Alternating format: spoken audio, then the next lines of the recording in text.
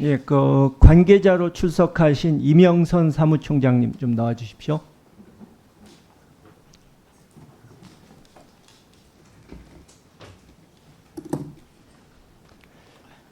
최근에 그 언론 보도를 보면은 그 박상학 대표를 포함해서 그 대북 전단 살포를 하는 분들이 뭐 예를 들어서 수소 가스통을 보관하고 위험한 그런 걸 한다든가, 또 그분들이 띄운 전단이 상당히 무거운 건데 그게 추락해가지고 이 지붕에 구멍이 날 정도로 크게 피해를 입히는, 그래서 만약에 사람이 맞았다면 크게 다칠 수도 있는 그런 것도 있었고요.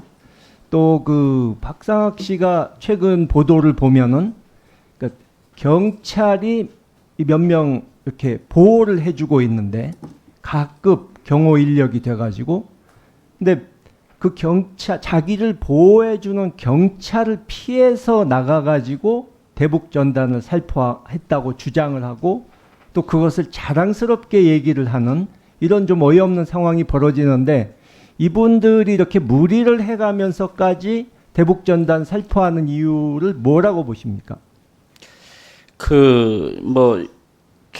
저도 어떻게 보면 그 대북 전단 살포의 첫 그 시작에 그 참여했던 한 사람인데, 원조는 여기 앉아 계시는 이민복 저 형님이고요.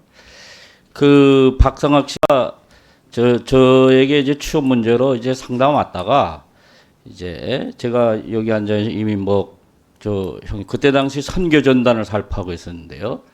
그때 거기 가서 며칠 따라다니다가 이제 거기서 아이디어를 얻어 가지고 이제 미국에 그때 당시 황정엽 선생의 그 스폰서를 하던 그 슈잔 솔티라는 그 대북 운동가가 있었는데, 현재도 박상학이 스폰서를 하고 있고요.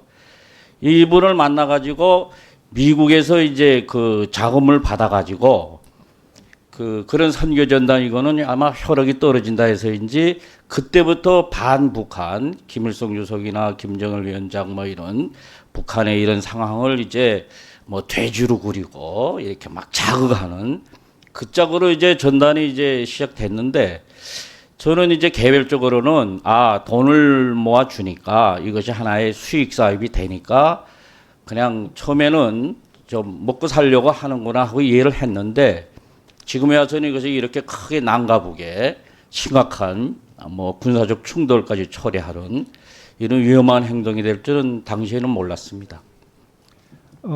그리고 북한에서 한동안은 이제 탈북민 가족들에 대해서 좀 특별히 탄압 같은 걸 하지 않고 모르는 척 해주고 있었는데, 최근 이 전단 문제가 심각해지면서 그 탈북민 가족들이, 북에 있는 가족들이 피해를 보는 사례가 생기고 있다 하는데, 이것은 그게 사실이라면 북한 인권을 위한 행동이 아니고 오히려 북한 인권을 악화시키는 게 될 수 있다고 보는데요. 어떻게 보십니까? 저희들이 지금 제일 고민하는 게 바로 그거죠.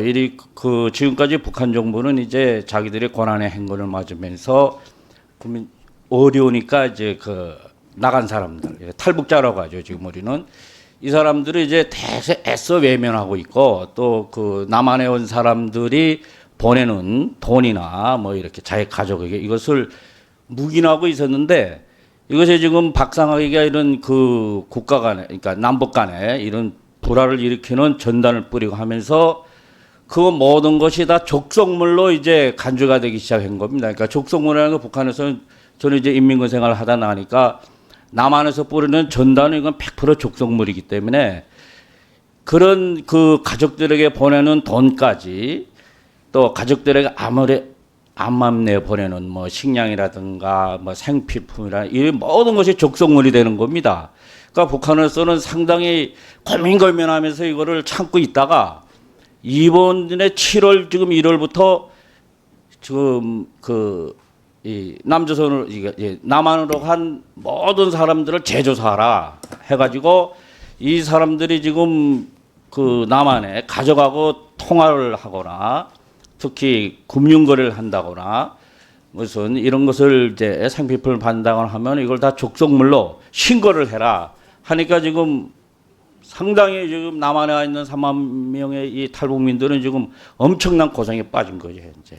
그러니까 그 탈북민 가족들이 이제는 감시와 탄압의 대상이 돼버렸다 그 말씀을 하시는 거죠. 그렇죠, 그렇죠. 그러니까 그 지금 저희들이 북한 소식을 계속 듣고 있는데 그 이 삐라 뿌리는 사람이 몇 명이 안 됩니다. 우리가 보건대 한 10여 명 정도 되는데 아마 그 중에 한두 명이 북한의 사망자로 취급되어 있었던 모양입니다.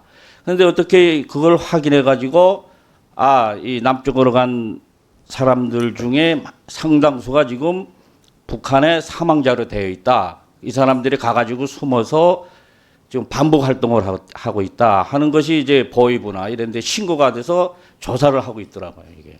예, 좋습니다. 자리로 가셔도 예. 좋습니다. 장관님께 질문하겠습니다.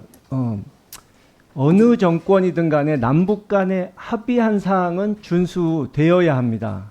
그렇기 때문에 우리가 4.27 때 합의한 상호 전단 살포라든가 그런 심리전을 중단하겠다는 정부의 약속도 그게 정부만 안 하겠다는 뜻이 아니고 민간 단체까지도 하지 않도록 어떤 법적, 제도적 이 장치를 만들겠다 하는 약속이라고 할 수 있는데요.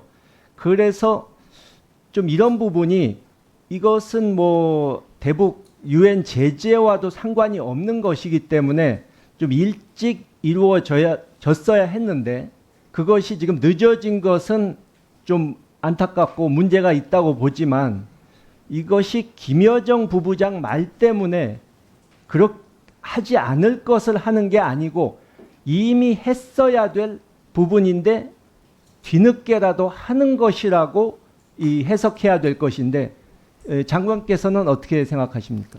네, 뭐 그런 측면들도 분명히 있을 거라고 생각합니다. 그리고 또 다른 말씀하시는 분들 중에서는 상황이 발생했을 때 그 상황에 대해서 긴급하게 대처하는 이런 뭐 불가피성을 말씀하시는 분들도 있습니다. 그러나 이게 김여정의 지시에 의한 것처럼 이렇게 낙인하는 것은 뭐 저는 온당하지 않다고 생각합니다. 상호 비방 중지와 관련해서는 7.4 남북 공동성명이나 아니면 노태우 정권 때 남북 기본 합의서 채택하는 과정에서도 있었던 문제들이고 그런 것은 뭐 진보 정권이니 보수 정권이니 막론하고 남북 간의 기본적인 어떤 약속과 합의 이런 것들이 지켜질 그런 필요성들 이런 것들을 뭐 의미하는 거 아니겠습니까? 그런 측면에서 해석하시면 좋겠다 생각합니다. 수고했습니다. 다음은 이태규 의원님 질의해 주십시오.